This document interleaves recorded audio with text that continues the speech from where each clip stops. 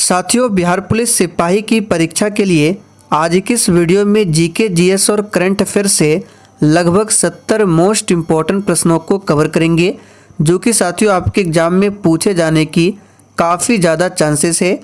तो साथियों, आज का सेशन आप लोगों के लिए काफ़ी ज़्यादा इम्पॉर्टेंट रहेगा, इसलिए आप सभी पूरा सेशन को ध्यानपूर्वक देखें।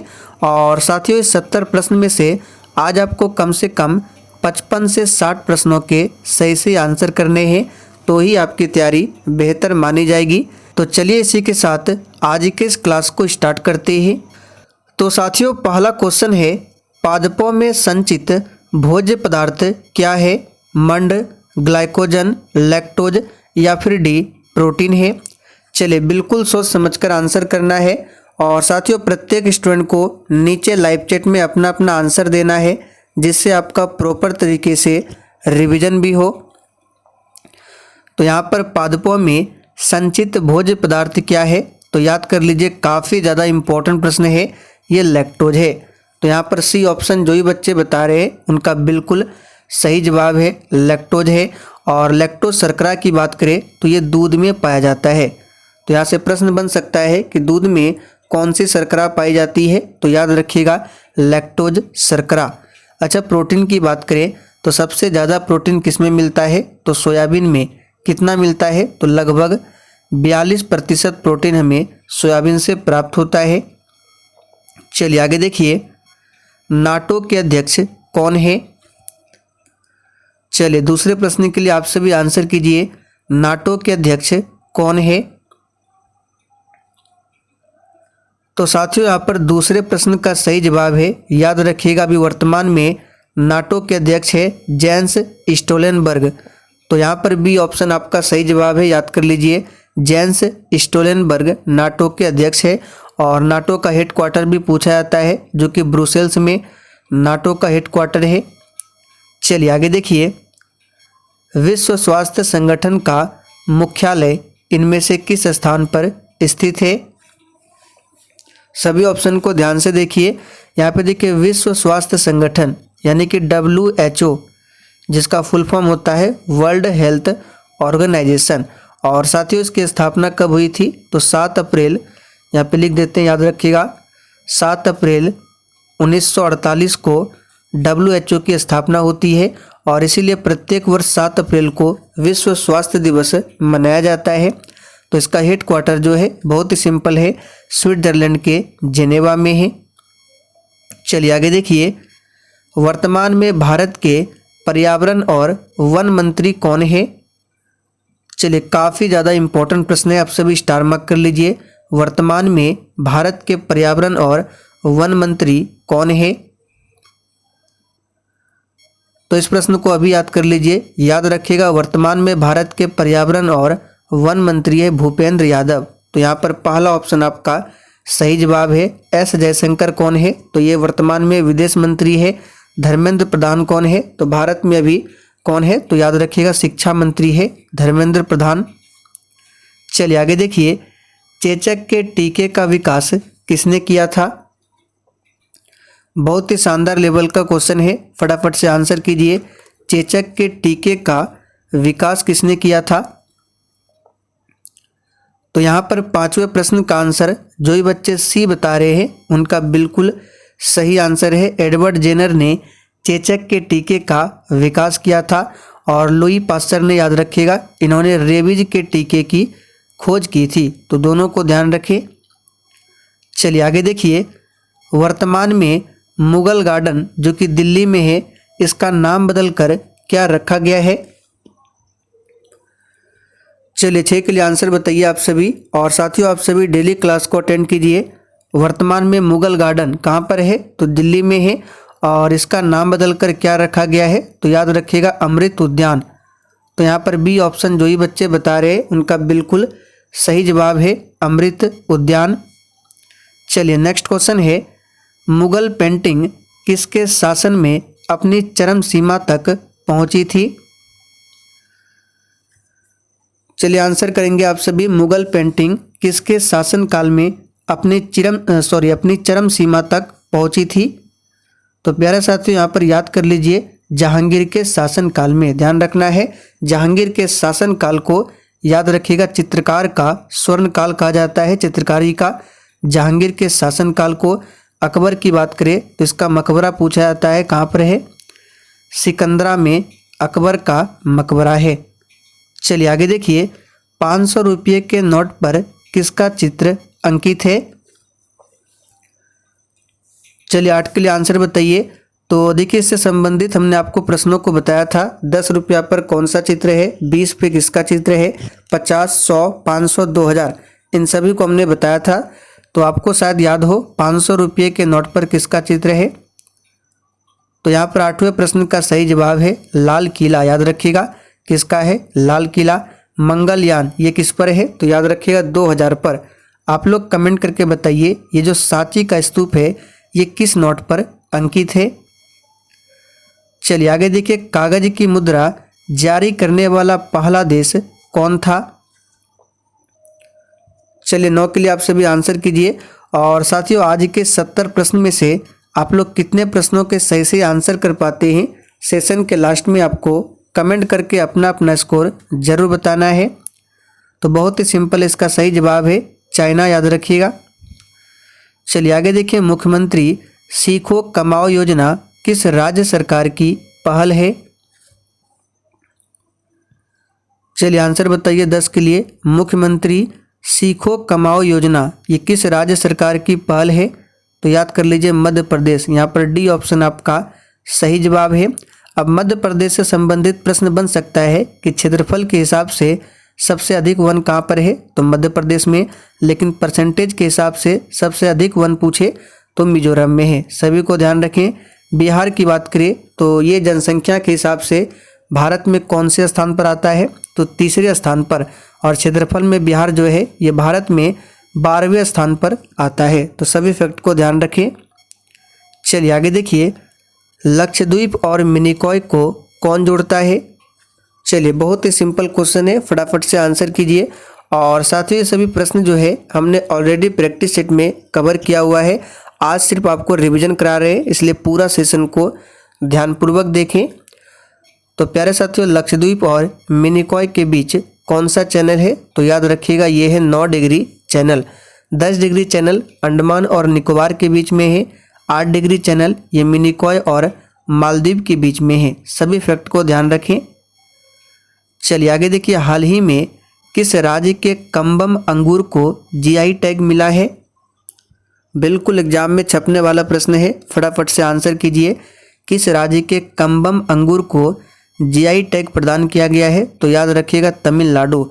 यहाँ पर बी ऑप्शन आपका सही जवाब है। चलिए आगे देखिए, कत्था बनाने हेतु किस पेड़ की लकड़ी का प्रयोग होता है? ये प्रश्न ऑलरेडी बिहार पुलिस में पूछा हुआ प्रश्न है। कत्था बनाने हेतु किस पेड़ की लकड़ी का प्रयोग होता है?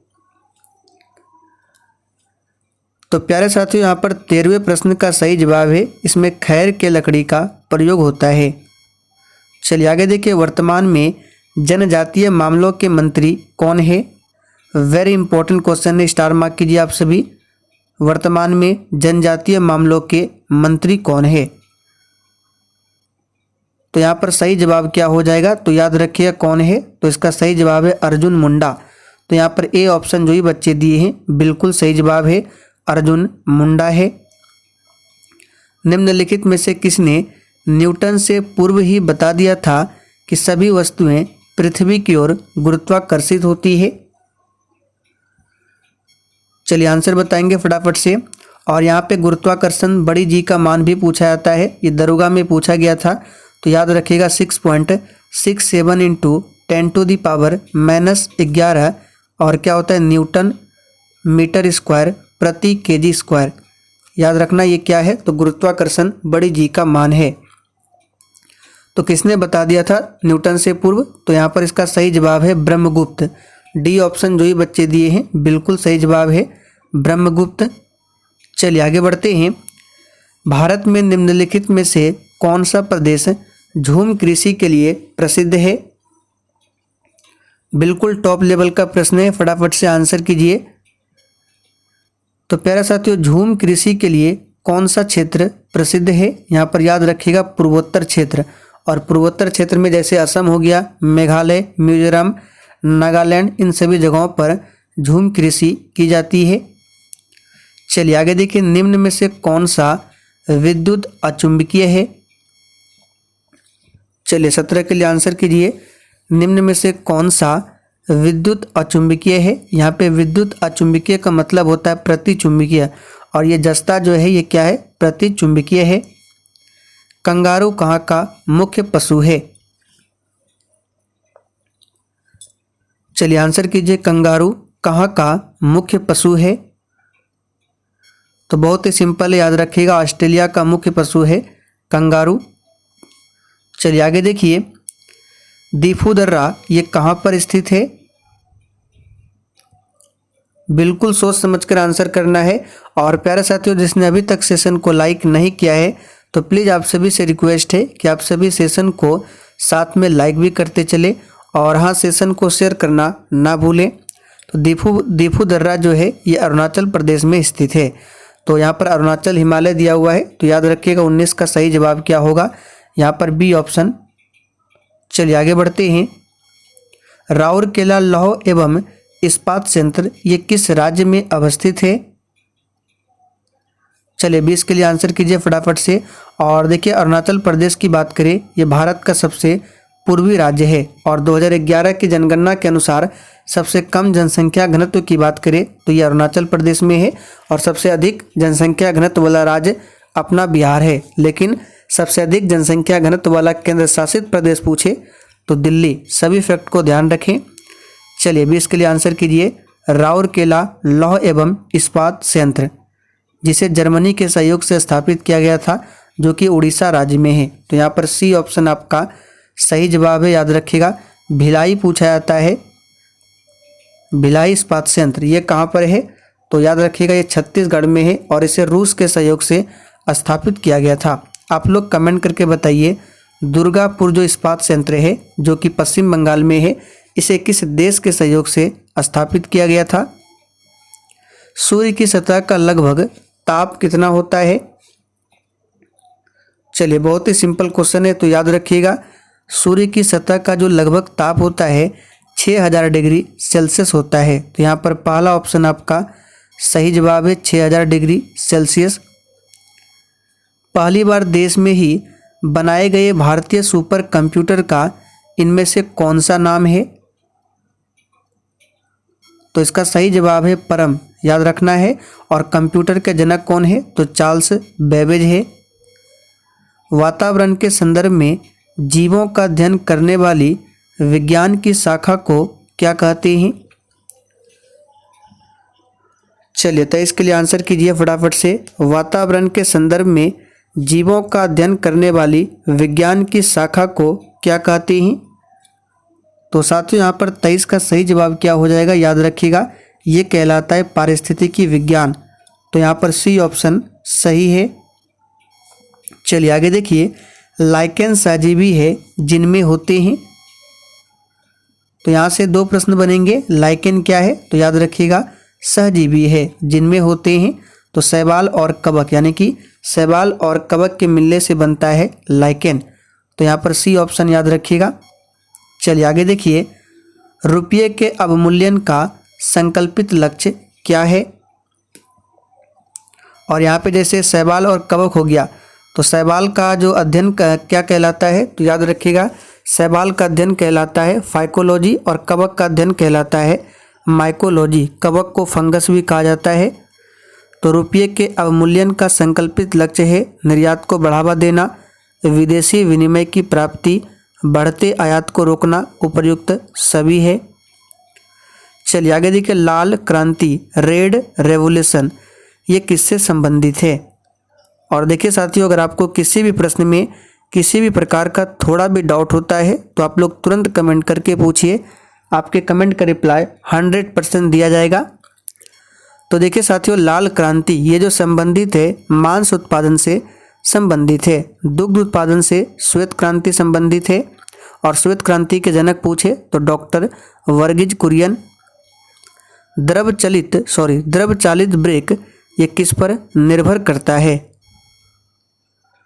चलिए आंसर कीजिए 27 के लिए आप सभी। द्रव चालित ब्रेक किस पर निर्भर करता है? तो साथियों यहाँ पर 27 का सही जवाब हो जाएगा, याद रखिएगा ये निर्भर करता है पास्कल के नियम पर। तो यहाँ पर पहला ऑप्शन आपका सही जवाब है, पास्कल के नियम पर। चलिए आगे देखिए, राष्ट्रीय चमड़ा अनुसंधान संस्थान कहाँ पर स्थित है? चलिए 28 के लिए आंसर बताइए। राष्ट्रीय चमड़ा अनुसंधान संस्थान ये कहाँ पर स्थित है? तो याद कर लीजिए, याद रखिएगा ये चेन्नई में स्थित है। नेक्स्ट है, सरल आवर्त गति का आवर्तकाल ये किस पर निर्भर करता है? आयाम पर, ऊर्जा पर, कला नियतांक पर या फिर द्रव्यमान पर? तो इस प्रश्न को भी याद कर लीजिए। सरल आवर्त गति का जो आवर्तकाल होता है ये द्रव्यमान पर निर्भर करता है। चलिए आगे देखिए, विश्व वन दिवस प्रत्येक मार्च की किस तिथि को मनाया जाता है? वेरी इंपॉर्टेंट प्रश्न है, इस पर स्टार मार्क कीजिए आप सभी। एग्जाम में पूछे जाने की काफ़ी ज़्यादा चांसेस है। विश्व वन दिवस, तो याद रखना है विश्व वन दिवस प्रत्येक वर्ष 21 मार्च को मनाया जाता है और 21 मार्च के एक दिन बाद 22 मार्च को बिहार दिवस और विश्व जल दिवस मनाया जाता है। और 22 अप्रैल को याद रखिएगा, 22 अप्रैल को क्या मनाया जाता है? तो विश्व पृथ्वी दिवस और 22 मई को विश्व जैव विविधता दिवस। तो सारे फैक्ट को ध्यान रखें। अति चालक की चालकता क्या है? आंसर बताइए, अति चालक की चालकता क्या है? तो देखिए अति चालक है तो चालकता क्या होगा? अनंत होगा। यहाँ पर पहला ऑप्शन सही है। आगे देखिए, निम्नलिखित में से किसे सामान्यतः पौंड सिल्क कहा जाता है? तो चलिए आंसर बता देते हैं। पौंड सिल्क जो है ये कहा जाता है किसे? तो ये कहा जाता है स्पाइरो गायरा को, याद रखिएगा। नेक्स्ट है, यदि एक पिंड का संवेग 100% बढ़ा दिया जाए तो उसके गतिज ऊर्जा में बढ़ोतरी होगी। तो इसको निकालने के लिए हमने आपको काफ़ी बार बताया है, तो आपको याद होगा। यहाँ से आपको डायरेक्ट आंसर बता देते हैं। अगर संवेग को 100% बढ़ा रहा है तो गतिज ऊर्जा जो है ये 400% होगा। तो यहाँ पे बोला जा रहा है कि गतिज ऊर्जा में बढ़ोतरी क्या है? तो देखिए 100% से 400% यानी कि 300% की यहाँ पे बढ़ोतरी हो रही है। तो डी ऑप्शन आपका सही जवाब है। मूली किसका एक उदाहरण है? चलिए 34 के लिए आंसर कीजिए। मूली ये किसका एक उदाहरण है? तो मूली क्या है? जड़ है, कंद है, फल है या फिर गट्टा है? तो बहुत ही सिंपल है, मूली क्या है? तो जड़ है। यहाँ से पूछा जाता है आलू क्या है? तो आलू तना का उदाहरण है, ना कि जड़ का। जल कांच का मुख्य अवयव क्या है? तो बहुत ही सिंपल है, चलिए आंसर बता देते हैं। जल कांच का मुख्य अवयव क्या है? तो याद रखना है सोडियम सिलिकेट है।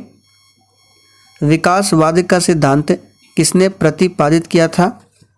चलिए आप लोग भी जल्दी जल्दी से आंसर कीजिए। विकासवाद का सिद्धांत किसने प्रतिपादित किया था?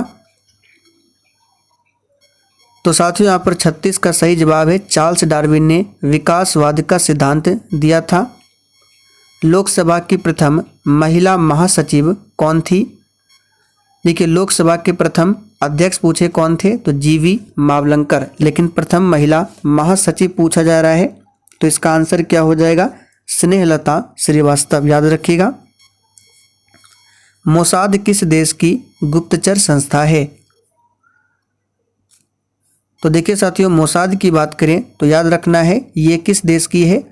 तो 38 का सही जवाब है, इजराइल देश की गुप्तचर संस्था है।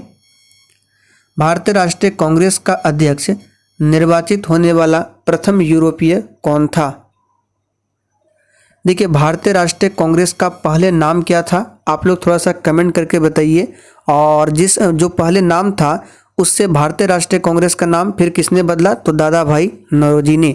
इस फैक्ट को आपको ध्यान रखना है, लेकिन आपको आंसर करना है कि भारतीय राष्ट्रीय कांग्रेस का पुराना नाम क्या था। तो इसका अध्यक्ष निर्वाचित होने वाला प्रथम यूरोपीय था जॉर्ज यूले, इसको प्रथम अंग्रेज अध्यक्ष भी कहा जाता है। तो यहाँ पर बी ऑप्शन आपका सही जवाब है। ए ओ ह्यूम की बात करें तो इन्होंने ही 28 दिसंबर 1885 को भारतीय राष्ट्रीय कांग्रेस की स्थापना की थी और इसका प्रथम अधिवेशन हुआ था 1885 में बम्बई में, जिसकी अध्यक्षता की थी WC बनर्जी यानी व्योमेश चंद्र बनर्जी ने। निम्नलिखित में से आग्नेय सेल कौन सी है? चलिए आंसर बताइए। निम्नलिखित में से आग्नेय सेल कौन सी है? तो याद रखना है ग्रेनाइट। ग्रेनाइट क्या है? तो आग्नेय सेल का उदाहरण है। स्वतंत्र भारत की सबसे पहली बहुउद्देश्य परियोजना कौन सी है? तो बहुत ही सिंपल है, याद रखिएगा, दामोदर घाटी परियोजना। ये स्वतंत्र भारत की पहली बहुउद्देश्य परियोजना है। दामोदर नदी की बात करें तो बंगाल का शोक कहा जाता है। और हीराकुंड बांध ये सबसे लंबा बांध है जो कि उड़ीसा राज्य में है, महानदी पर बना हुआ है। चलिए आगे बढ़ते हैं। निम्नलिखित में से पहाड़ियाँ कौन सी है जो पूर्वी और पश्चिमी घाटों को जोड़ती है? चलिए आंसर कीजिए। तो ये पश्चिमी घाट, पूर्वी घाट, तो यहाँ पे जो मिलान स्थल है यहाँ पे कौन सी पहाड़ी है? तो नीलगिरी की पहाड़ी। तो सही जवाब है सी ऑप्शन। और नीलगिरी पहाड़ी की सबसे ऊंची चोटी का नाम याद रखिएगा दोदा बेटा। और अरावली पर्वत श्रेणी ये सबसे प्राचीनतम पर्वत श्रेणी है और इसकी सबसे ऊंची चोटी का नाम गुरु शिखर है जो कि राजस्थान में है। निम्न में से कौन सी मध्य समवर्ती सूची के अंतर्गत आती है? तो देखिए 7वीं अनुसूची में 3 सूची का उल्लेख मिलता है, केंद्र सूची, राज्य सूची और समवर्ती सूची। केंद्र सूची की बात करें तो इसमें पहले 77 विषय थे, लेकिन वर्तमान में केंद्र सूची में 100 विषय है। उसके बाद राज्य सूची की बात करें तो पहले 66 विषय थे, वर्तमान में 61 विषय है। और समवर्ती सूची की बात करें तो पहले 43 विषय थे इसमें, वर्तमान में समवर्ती सूची में 52 विषय है। और शिक्षा जो है समवर्ती सूची के अंतर्गत आता है। तो कौन सी मदें है जो समवर्ती सूची के अंतर्गत आती है? तो 45 का आंसर आपका हो जाएगा मजदूर संघ। याद रखिएगा क्या? मजदूर संघ। किस संवैधानिक संशोधन विधेयक द्वारा संसद ने मतदान की आयु को कम करके 21 वर्ष से 18 वर्ष किया? देखिए प्रश्न बहुत ही सिंपल है लेकिन बार बार एग्जाम में रिपीट होता है, तो इस पर भी आप सभी स्टार मार्क कर ले, हो सकता है इस बार भी पूछ ले। तो याद रखिएगा 61वां संशोधन ये हुआ था 1989 में। याद रखिएगा 61वां संशोधन कब हुआ था? 1989 में। और 73वां संशोधन ये पंचायती राज से संबंधित है और पंचायती राज को संवैधानिक दर्जा दिया गया था इसी 73वां संविधान संशोधन से। और इसी के तहत संविधान में 11वीं अनुसूची को जोड़ा गया था। निम्नलिखित में से कौन सा एक मिश्रण नहीं है? चलिए 47 के लिए आंसर कीजिए। निम्नलिखित में से कौन सा एक मिश्रण नहीं है? तो ग्रेफाइट ये मिश्रण नहीं है। 2011 की जनगणना के अनुसार बिहार में प्रति 1000 पुरुषों पर स्त्रियों की संख्या क्या है? तो याद रखिएगा यहाँ पे 918 हो जाएगा। और बिहार में सबसे ज़्यादा लिंगानुपात वाला जिला पूछे तो गोपालगंज है और सबसे कम लिंगानुपात वाला जिला मुंगेर है। महात्मा गांधी द्वारा भारत छोड़ो आंदोलन का प्रारंभ किस वर्ष में किया गया था? तो इस प्रश्न को तो हमने आपको बहुत बार बताया है, अभी तक आपको याद भी हो गया होगा, 1942 में। और इसी में महात्मा गांधी ने करो या मरो का नारा दिया था। पदार्थ का परमाणुविक सिद्धांत सर्वप्रथम किसने प्रस्तावित किया था? तो प्यारे साथियों पदार्थ का जो परमाणुविक सिद्धांत है ये प्रतिपादित किया था जॉन डाल्टन ने। यहाँ पर ए ऑप्शन सही जवाब है। जे थॉमसन ने इलेक्ट्रॉन की खोज की थी। रदरफोर्ड ने नाभिक का पता लगाया था। समुद्री मार्ग से विश्व का परिभ्रमण सबसे पहले किसने किया था? और भारत में समुद्री मार्ग का खोज पूछे किसने किया था? तो वास्को डी गामा ने, जो कि 1498 ईस्वी में भारत आया था और ये भारत आने वाला पहला पुर्तगाली यात्री था। लेकिन समुद्री मार्ग से विश्व का परिभ्रमण करने वाला था मैगेलन। हंगुल कश्मीरी बारहसिंगा ये किस वन्यजीव अभयारण्य या फिर राष्ट्रीय उद्यान में पाए जाते हैं? तो याद रखिए कश्मीरी बारहसिंगा जिसको हंगुल कहा जाता है ये पाया जाता है किस राष्ट्रीय उद्यान में? तो यहाँ पर 52 का आंसर क्या हो जाएगा आपका? तो याद रखिएगा ये पाया जाता है दाचीगम अभयारण्य में। कान्हा राष्ट्रीय अभयारण्य पूछा जाता है, आप लोग कमेंट करके बताइए कहाँ पर है। वस्तु की मात्रा बदलने पर क्या अपरिवर्तित रहेगा? तो मान लीजिए कोई वस्तु पहले इस आकार का है, तो इसका जो आकार है बढ़ा देते हैं, फिर आकार बढ़ा रहे हैं, तो ध्यान से देखिए आयतन बढ़ रहा है, भार भी बढ़ेगा, द्रव्यमान भी बढ़ेगा, लेकिन घनत्व ज्यों का त्यों रहेगा। तो यहाँ पर डी ऑप्शन आपका सही जवाब है, डेंसिटी वही रहेगा। निम्नलिखित में से किस राज्य की सीमा सबसे अधिक राज्यों या फिर केंद्र शासित प्रदेशों से जुड़ी हुई है? तो 54 का आंसर याद कर लीजिए, उत्तर प्रदेश, सी ऑप्शन आपका सही जवाब है। अगस्त 1932 के रैमजे मैकडोनाल्ड के सांप्रदायिक पंचाट के द्वारा पहली बार एक पृथक निर्वाचक समूह बनाया गया, और ये पृथक निर्वाचक समूह जो है किसके लिए बनाया गया था? तो याद रखिएगा अछूतों के लिए। यहाँ पर डी ऑप्शन आपका सही जवाब है। ध्वनि तरंगे क्या है? देखिए ऐसे तो ध्वनि तरंगे क्या है, तो अनुदैर्घ्य तरंग है, लेकिन ऑप्शन के अकॉर्डिंग ध्वनि तरंग जो है ये लंबवत होती है। पिग्मीज कहाँ के निवासी है? और देखिए साथियों, जिसने अभी तक सेशन को लाइक नहीं किया है, फटाफट से आप सभी सेशन को लाइक कर दीजिए। तो पिग्मीज जो निवासी है, याद रखना है कहाँ के निवासी है, तो ये अफ्रीका के निवासी है। स्वेज नहर किन दो समुद्रों को मिलाती है? चलिए ये तो बहुत ही सिंपल क्वेश्चन है। स्वेज नहर जो है याद रखिएगा भूमध्य सागर और लाल सागर को एक दूसरे से जोड़ती है। तो यहाँ पर पहला ऑप्शन आपका सही जवाब है। चलिए आगे देखिए, भारत की पहली मानव विकास रिपोर्ट यानी कि HDR कब जारी की गई थी? तो 59 का यहाँ पर आंसर हो जाएगा अप्रैल 2002 में। चलिए आगे देखिए, संविधान का कौन सा भाग राजनीति के निर्देशक सिद्धांतों से संबंधित है? चलिए आंसर कीजिए 60 के लिए फटाफट से। संविधान का कौन सा भाग है? तो याद रखिएगा भाग 4 है, और अनुच्छेद 36 से लेकर 51 तक में बताया गया है राज्य के नीति निर्देशक सिद्धांतों के बारे में, और साथ ही उसे आयरलैंड देश के संविधान से लिया गया है। भाग 1 में क्या है? तो राज्य और उसके संघ शासित क्षेत्र है। भाग 2 में नागरिकता है। भाग 3 में क्या है? तो भाग 3 में मौलिक अधिकार है। हीमोफीलिया किसका एक उदाहरण है? चलिए आंसर बताइए फटाफट से। हीमोफीलिया किसका एक उदाहरण है? तो याद रखना है आनुवांशिक रोग का उदाहरण है। नेशनल डिफेंस अकादमी ये कहाँ पर स्थित है? तो नेशनल डिफेंस अकादमी शॉर्ट में NDA कहा जाता है। तो ये कहाँ पर स्थित है? तो याद रखना इंपॉर्टेंट प्रश्न रहेगा एग्जाम के लिए। ये पुणे में स्थित है। कहाँ पर? पुणे में। विधवा विवाह कानून किसने पास किया था? तो इसके बारे में भी हमने आपको बहुत बार समझाया है। 1856 में किसका समय काल था? तो लॉर्ड कैनिंग। तो इसी के समय में विधवा विवाह कानून को पारित किया गया था। तो पहला ऑप्शन आपका सही जवाब है। यहाँ पे लॉर्ड डलहौजी नहीं होगा। अगर ऑप्शन में लॉर्ड कैनिंग ना मिले तो आप लोग लॉर्ड डलहौजी को आंसर बता सकते हैं, लेकिन ऐसा नहीं होगा। ऑप्शन में आपको कैनिंग भी मिलेगा, तो लॉर्ड कैनिंग सही जवाब है।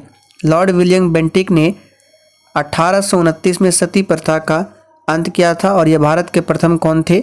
Governor general. भारत के किस राज्य में मानसून का आगमन सबसे पहले होता है? तो साथियों याद रखिए केरल में। केरल में सबसे पहले मानसून का आगमन हो जाता है। तो यहाँ पर डी ऑप्शन सही है। चलिए, भारत के किस राज्य में सर्वाधिक वन क्षेत्र है? तो इसका सही जवाब है मध्य प्रदेश में। यहाँ पर सबसे अधिक जनजाति भी है मध्य प्रदेश में, लेकिन परसेंटेज के हिसाब से सबसे अधिक वन कहाँ पर है? तो मिजोरम में है। तो सभी फैक्ट को आप लोग ध्यान रखें। भारत में ज्वार की सबसे अधिक खेती कहाँ पर होती है? तो भारत में ज्वार की खेती सबसे अधिक पूछे तो याद रखिएगा महाराष्ट्र में होता है, और गन्ना की सबसे अधिक खेती उत्तर प्रदेश में, और कपास पूछे तो कपास महाराष्ट्र और गुजरात। तो ऑप्शन में जो मिले आपको वो आंसर करना है। अगर महाराष्ट्र मिले तो महाराष्ट्र, और गुजरात मिले तो गुजरात। और कपास की जो खेती है सबसे अधिक काली मिट्टी में होती है। अच्छा, जूट का सबसे अधिक उत्पादन कहाँ पर होता है? तो पश्चिम बंगाल में। भूकंप केंद्र के ऊर्ध्वाधर पृथ्वी की सतह पर के केंद्र का क्या नाम है? तो भूकंप केंद्र के ऊर्ध्वाधर बोला जा रहा है, पृथ्वी की सतह पर के केंद्र का क्या नाम है? तो इसका नाम है अधिकेंद्र। यहाँ पर बी ऑप्शन आपका सही जवाब है। और भूकंप का अध्ययन क्या कहलाता है? तो सिस्मोलॉजी। निम्नलिखित में से कौन सा एक प्रत्यक्ष कर है? तो संपत्ति कर क्या है? तो ये प्रत्यक्ष कर है। यदि समवर्ती सूची के किसी विषय पर केंद्र को कानून और राज्य के कानून में विरोध हो तो किसे मान्यता मिलती है? देखिए प्रश्न को ध्यान से पढ़िए। समवर्ती सूची, इसमें केंद्र भी और राज्य दोनों कानून बनाता है। तो अगर इसमें किसी विषय पर केंद्र के कानून और राज्य के कानून में विरोध हो तो किसे मान्यता मिलती है? तो केंद्र के कानून को मान्यता मिलती है। चलिए आखिरी क्वेश्चन है, अंतर्राष्ट्रीय साक्षरता दिवस ये कब मनाया जाता है? चलिए ये प्रश्न आप लोगों के लिए है, जिसका आंसर आपको नीचे कमेंट करके बताने हैं। तो चलिए साथियों, आज के लिए इतना ही। सेशन पसंद आया हो तो आप सभी को सेशन लाइक करते हुए और सेशन को शेयर करना है।